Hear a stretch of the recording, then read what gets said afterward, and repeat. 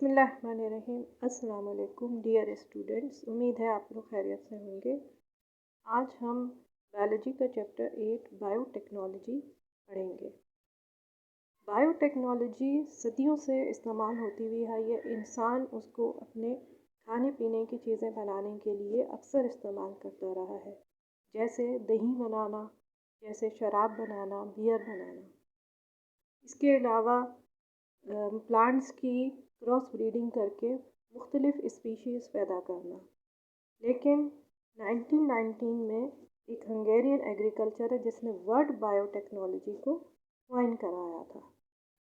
Biotechnology की कई definitions हैं।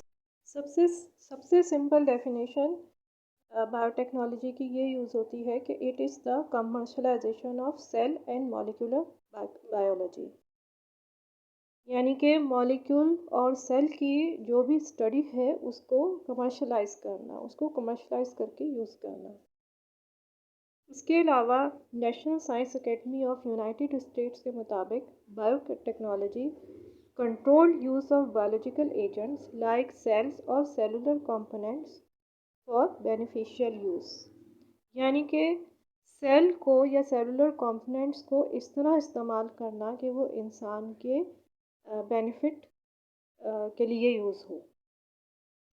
लेकिन जो मेन बायोटेक्नोलॉजी की डेफिनेशन यूज़ होती है उसको इस तरह डिफ़ाइन किया जा सकता है: the use of living organisms, cells or cellular components for the production of compounds or precise genetic improvement of living things for the benefit of man.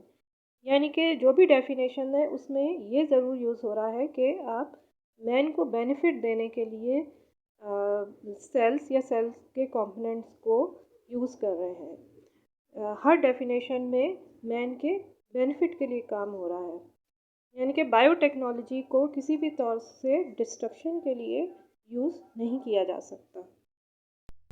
अब ये कि जेनेटिक इंजीनियरिंग क्या है, तो जेनेटिक इंजीनियरिंग को डिफ़ाइन किया जाता है as the artificial manipulation, modification and recombination of DNA or other nucleic acid molecules in order to modify an organism or population of organisms.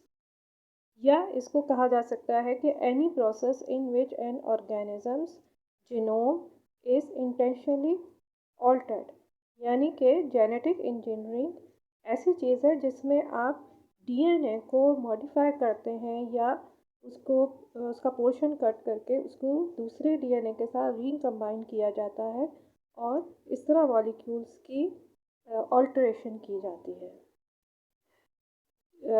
DNA में requires manipulation of an organism's genes through cloning या transformation where the addition of foreign DNA।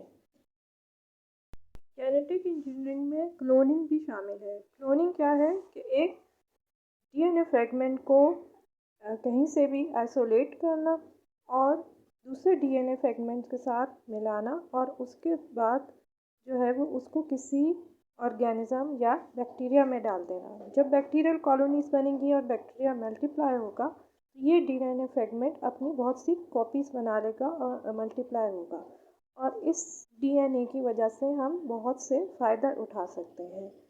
इसीलिए इसको cloning कहा जाता है, क्योंकि इसकी identical copies बनती हैं। इसकी मेन एग्जांपल ह्यूमन इंसुलिन है। जेनेटिक इंजीनियरिंग के ज़रिए ह्यूमन जीन्स की मैपिंग की गई, यानी कि ये मालूम किया गया कि कौन कौन सी ह्यूमन जीन्स होती हैं और उनके काम क्या हैं, उनका सीक्वेंस क्या है, लाइफ टाइम में ह्यूमन लाइफ टाइम में वो कौन सी जीन सामने आती है, कौन सी सामने नहीं आती है। ये सब कुछ एक ड्राफ्ट बनाया गया ह्यूमन जीनोम सीक्वेंस का, जो कि जिसके ऑब्जेक्टिव्स मेन ये थे कि determine the human DNA sequence, understand the functions of the human genetic code, identify all of the genes, determine their functions, understand how and when genes are turned on and off throughout the lifetime of an individual। इस तरह हमने ये मालूम किया कि जैसे कौन सी jeans कौन सी बीमारी के लिए रिस्पॉन्सिबल होती है, कौन सी बीमारी ऑटोसोमल डोमिनेंट होती है या रिसेसिव होती है, कौन सी जीन्स डोमिनेंट होकर सामने आती हैं, कौन सी जीन्स रिसेसिव होती हैं। इससे ये भी मालूम हुआ कि जैसे एक ख़ास जीन होती है जो कि ब्रेस्ट कैंसर के लिए ज़्यादा रिस्पॉन्सिबल है। अगर आप एक इंडिविजुअल एट रिस्क उसकी फैमिली में ब्रेस्ट कैंसर की हिस्ट्री है, उसको आप उसकी जेनेटिक टेस्टिंग करते हैं और अगर आपको वो मालूम हो जाता है कि इसके अंदर ये जीन मौजूद है, तो आप पहले से उसके रिस्क को कैलकुलेट कर सकते हैं और इसको प्रिवेंट कर सकते हैं कि इंडिविजुअल को ब्रेस्ट कैंसर ना हो। इसी इसी तरह से बहुत सी और भी बीमारियों की जीन्स का पता चलाया गया, जैसे थैलेसीमिया, हीमोफीलिया वगैरह। और ये भी मालूम किया गया कि कौन सी जीन कौन सी प्रोटीन्स बनाती हैं बॉडी में, जिस तरह से कौन सी जीन इंसुलिन बनाने के लिए ज़िम्मेदार है। तो इस तरह बहुत से हमें फ़ायदे हुए इस जेनेटिक मैपिंग के ज़रिए। Scope and importance of biotechnology.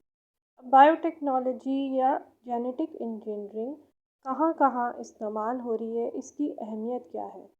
मुख्तलिफ़ चीज़ों में बायोटेक्नोलॉजी इस्तेमाल हो रही है, ज़िंदगी के बहुत से शोबों में इस्तेमाल हो रही है, जैसे इंडस्ट्रीज़ में इसकी अहमियत क्या है, एग्रीकल्चर में क्या है, मेडिसिन्स में क्या है, इसको अब हम स्टडी करेंगे। बायोटेक्नोलॉजी तकरीबन ज़िंदगी के हर शोबे पे छाई हुई है। बायोटेक्नोलॉजी में बायोकेमिस्ट्री, मॉलिक्यूलर बायोलॉजी, माइक्रोबायोलॉजी को इंटीग्रेट करके यूज़ किया जाता है और इनके ज़रिए बायोलॉजिकल एजेंट्स को इस्तेमाल करके मुख्तलिफ काम किए जाते हैं। वन बाय वन हम स्टडी करते हैं कि बायोटेक्नोलॉजी किस किस में यूज़ हो रही है, उसकी इम्पोर्टेंस क्या है। बायोटेक्नोलॉजी इन मेडिसन, मेडिसन में ये कहाँ कहाँ इस्तेमाल हो रही है, तो जैसे इंसुलिन और इंटरफेरॉन टाइप मेडिसिन्स बनाई जा रही हैं। वैक्सीन्स, आपको सबको पता है, जैसे कोविड-19 वैक्सीन्स बनाई गई, इसी तरह हेपेटाइटिस बी की वैक्सीन भी जो है वो डीएनए यूज़ करके बनाई जाती है।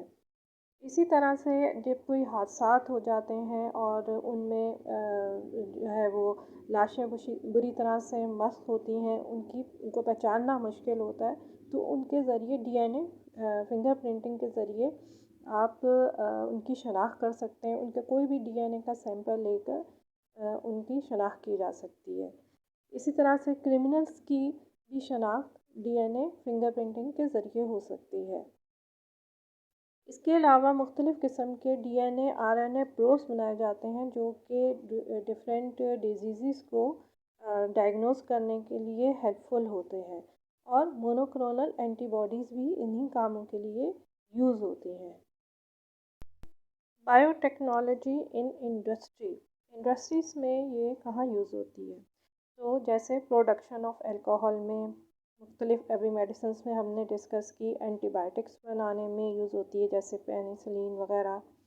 इसके अलावा production of chemicals like lactic acid, glycerine वगैरह, और बहुत से केमिकल्स और बहुत सी ऐसी चीज़ें हैं जो बायोटेक्नोलॉजी के ज़रिए बनाई जाती हैं। इस तरह ये इंडस्ट्री में बहुत ज़्यादा अहमियत रखती है।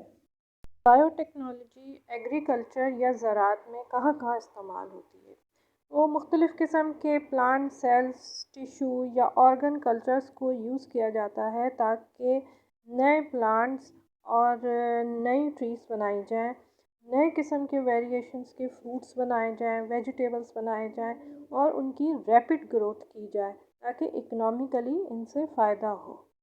इसी तरह बहुत से प्लांट्स ऐसे बनाए जाते हैं जो कि डिज़ीज़ रेजिस्टेंट हो, यानी कि वो मुख्तलिफ़ किस्म की जो प्लांट्स की डिजीज़ होती हैं उनसे बच सकें।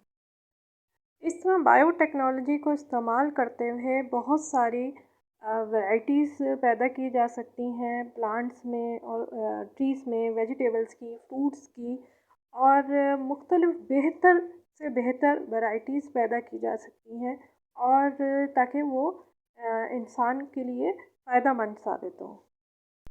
बायोटेक्नोलॉजी एनवायरनमेंट में कहाँ कहाँ इस्तेमाल होती है, यानी कि इंसान अपने एनवायरमेंटल पॉल्यूशन को दूर करने के लिए और माहौलियाती आलूगी से बचने के लिए कहाँ कहाँ बायोटेक्नोलॉजी को इस्तेमाल कर रहा है।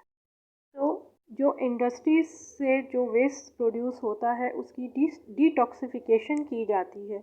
इसके अलावा जो ऑयल स्पिल्स हो जाते हैं उनको भी ख़त्म करने के लिए बायोटेक्नोलॉजी यूज़ की जाती है। फिर जो सीवेज का पानी होता है उसको ट्रीट करके साफ़ पानी बनाने के लिए भी बायोटेक्नोलॉजी का इस्तेमाल होता है। और इसके अलावा ये कि केमिकल पेस्टिसाइड्स की जगह बायो पेस्टिसाइड्स बनाने की कोशिश की जा रही है, जिससे जो पेस्ट्स और इंसेक्ट्स को कंट्रोल किया जा सके और जो ज़्यादा सेफ हो।